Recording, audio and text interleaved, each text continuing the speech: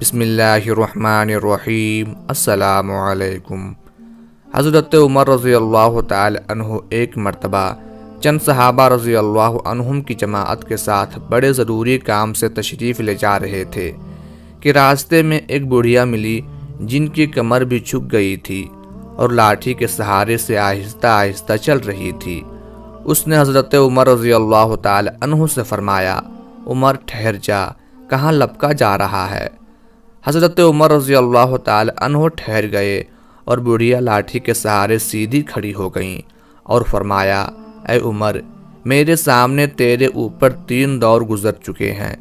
ایک دور تو وہ تھا کہ تو سخت گرمی کے زمانے میں اونٹ چرایا کرتا تھا اور اونٹ بھی چرانے نہیں آتے تھے۔ صبح سے شام تک حضرت عمر رضی اللہ تعالی عنہ اونٹ چرا کر آتے تو والد خطاب کی مار پڑتی تھی کہ اونٹوں کو اچھی طرح چرا کر کیوں نہیں لایا؟ تو اس بڑھیا نے کہا کہ تو اونٹ چرایا کرتا تھا اور تیرے سر پر ٹاٹ کا یا کمبل کا ٹکڑا ہوتا تھا اور ہاتھ میں پتے جھاڑنے کا آنکڑا ہوتا تھا۔ دوسرا دور وہ آیا کہ لوگوں نے تجھے عمیر کہنا شروع کیا، اس لیے کہ ابو جہل کا نام بھی عمر تھا اور اس کی طرف سے پابندی تھی کہ میرے نام پر نام نہ رکھا جائے۔ گھر والوں نے حضرت عمر رضی اللہ تعالی عنہ کے نام میں تصغیر کر کے عمیر کہنا شروع کر دیا تھا۔ جب غزوہ بدر ہوا تو اس میں ابو جہل مارا گیا، اس وقت تک ان کو عمیر ہی کہا جاتا تھا۔ بڑھیا نے کہا کہ اب تیسرا دور یہ ہے کہ تجھے نہ کوئی عمیر کہتا ہے نہ عمر، بلکہ امیر المومنین کہہ کر پکارتے ہیں۔ اس تمہید کے بعد بڑھیا نے کہا، رعایا کے بارے میں اللہ سے ڈرتے رہنا۔ امیر المومنین بننا آسان ہے مگر حق والے کا حق ادا کرنا مشکل ہے۔ کل حقوق کے بارے میں باز پرس ہوگی، لہٰذا ہر حق والے کا حق ادا کرو۔ حضرت عمر رضی اللہ تعالی عنہ زار و قطار رو رہے تھے، یہاں تک کہ داڑھی مبارک سے آنسو گر رہے تھے۔ صحابہ جو ساتھ تھے انہوں نے بڑھیا کی طرف اشارہ کیا کہ بس تشریف لے جاؤ۔ حضرت عمر رضی اللہ تعالی عنہ کے رونے کی وجہ سے زبان بھی نہ اٹھ سکی، اشارے سے ہی منع فرما دیا کہ ان کو فرمانے دو جو فرما رہی ہیں۔ جب وہ چلی گئی تو صحابہ رضی اللہ عنہم میں سے کسی نے پوچھا کہ یہ بڑھیا کون تھی جس نے آپ کا اتنا وقت ضائع کیا؟ حضرت عمر رضی اللہ تعالی عنہ نے فرمایا کہ اگر یہ ساری رات کھڑی رہتی تو عمر یہاں سے سرکنے والا نہیں تھا۔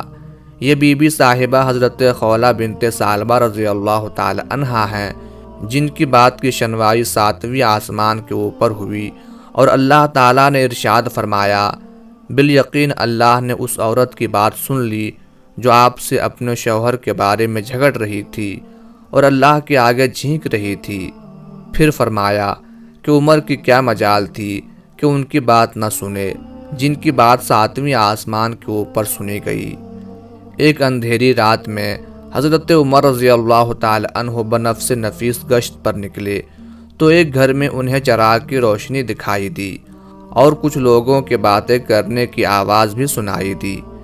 آپ رضی اللہ تعالی عنہ نے تجسس کے ہاتھوں مجبور ہو کر دروازے کی جھرری میں سے جھانکا تو کیا دیکھتے ہیں کہ ایک سیاہ فام غلام اپنے سامنے شراب کا برتن رکھے شراب پی رہا ہے اور اس کے ساتھ کچھ اور لوگ بھی ہیں۔ تو آپ نے دروازے سے داخل ہونا چاہا مگر دروازہ اندر سے بند تھا، تو آپ چھت پر چڑھ گئے اور ہاتھ میں درہ لیے ان لوگوں کے سر پر پہنچ گئے۔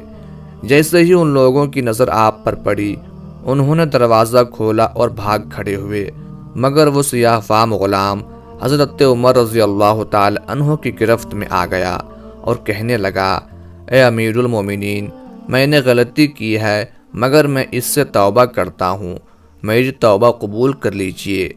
تو آپ نے فرمایا، میں تمہاری غلطی پر تمہیں مارنا چاہتا ہوں۔ تو وہ سیاہ فام غلام بولا، اے امیر المومنین، اگر میں نے ایک غلطی کی ہے تو آپ نے 3 غلطیاں کی ہیں، کیونکہ اللہ تعالیٰ فرماتے ہیں اور ایک دوسرے کے حال کا تجسس نہ کیا کرو، جبکہ آپ نے تجسس کیا، اور اللہ تعالیٰ فرماتے ہیں گھروں میں ان کے دروازے سے آیا کرو، جبکہ آپ چھت کے ذریعے اندر آئے ہیں، اور اللہ تعالیٰ فرماتے ہیں اپنے گھروں کے سوا دوسرے لوگوں کے گھروں میں گھر والوں سے اجازت لیے بغیر اور ان کو سلام کیے بغیر داخل نہ ہوا کرو۔ جب کہ آپ داخل ہوئے اور سلام بھی نہیں کیا تو ان چیزوں کو اس کے ساتھ برابر کر دیں، اور میں اللہ سے سچی توبہ کرتا ہوں کہ دوبارہ یہ حرکت کبھی نہیں کروں گا۔ چنانچہ حضرت عمر رضی اللہ تعالی عنہ نے اسے معاف کر دیا اور اس کی بات کو پسند فرمایا۔